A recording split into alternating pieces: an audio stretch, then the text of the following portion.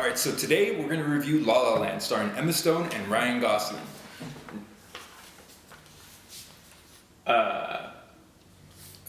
There's been a mistake. We'll be reviewing John Wick 2 today. This isn't a joke. Fire whoever set this up. So John Wick Chapter 2 has come along, and in true sequel fashion, it is bigger and better than its predecessor. It expounds on the crazy assassin underworld from the first movie. You get to see a lot more about kind of where those coins come from and how the Continental network really works and how far the Continental Hotel's reach kind of goes as far as, you know, the world. There's also a lot of, you generally just get a better feel for how connected things are in this world of assassination. And you definitely, much more so than the first movie, get a lot more of that graphic novel feel and influence. There's definitely a lot more action in John Wick Chapter 2 than there was in the first one. It's more bloody, it's more brutal, but I feel like they struck a nice balance, as in they didn't really overdo it. The action was there, it was just imagine John Wick Part 1 on steroids.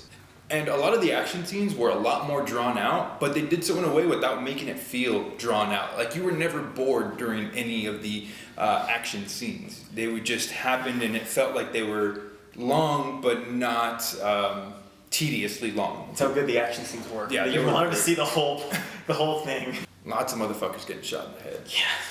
So the first John Wick is definitely a great movie, but there's no argument to be made that it has a pretty cliched premise. That being said, the premise for John Wick 2 definitely feels more contrived. It definitely feels like, okay, this was done so that a second movie could happen and we could get more of John Wick killing people, which is fine. But it is something that needs to be addressed. While it wasn't so contrived as, say, Lethal Weapon 16, it definitely, you didn't expect it as much from John Wick. It's probably the biggest knock I have on the entire movie is the fact that the story was kind of an excuse for a movie to happen. The beginning of the story, anyway. As it goes further along, it's like, okay, now I'm getting more back into it, but the beginning is definitely that's true. This is, you needed a reason for John Wick 2 to happen. Deus Ex, Italian guy, boom, John Wick's back in the mix. One of my favorite things about this movie was getting to see Lawrence Fishburne and Keanu Reeves together for the first time since The Matrix. Yeah. That just kind of added to the already amazing cast. Everybody played their roles fantastically. Keanu Reeves is the same person he is in every single movie he's done, but it works for John Wick as the character is supposed to be very stoic. Yeah, without giving too much away, everyone seems like they're having kind of a good time, playing the character in this movie, but Lawrence Fishburne seems like he's having the best time playing his character in this movie. His character is very kind of overly dramatic in a way that makes you smile and not cringe, which is really hard to do. And he does a great job with it. It's like the opposite of Morpheus. Yeah. Like Chris was saying about Lawrence Fishburne having a good time playing his role, I think the whole movie, or rather the movie as a whole, felt more fun. Not to say John Wick 1 wasn't, but it really seemed like everybody was just really enjoying their job. Everyone from the actors portraying these characters down to the stunt coordinators, even the writers. There were a lot more one-liners and humorous lines. Some of the one-liners did kind of start to border on cheesy, which something that we really didn't get much of in the first one. But I'm willing to forgive it because of the caliber of actors they had in it and the rest of their performances. Yeah.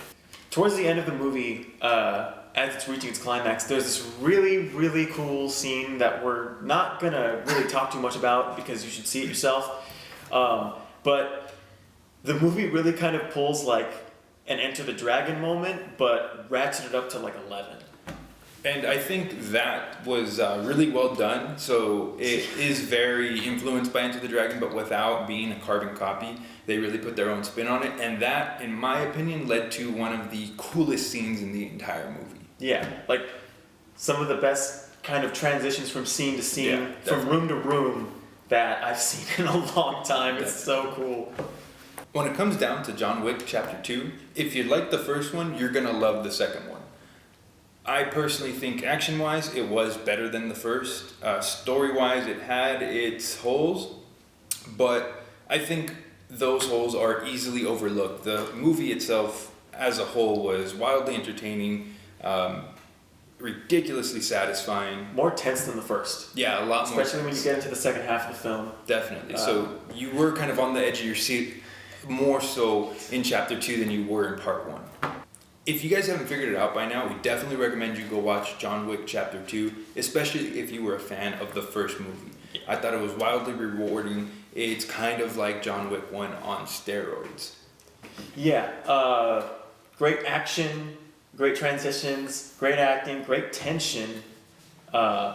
Just a great movie all around. Definitely. One of the best action movies I've seen in a good amount of time. Yeah. So if you guys have already seen it, let us know what you think down in the comments. Did you like it better than the first? Was it not as good? Comment down below. Thank you.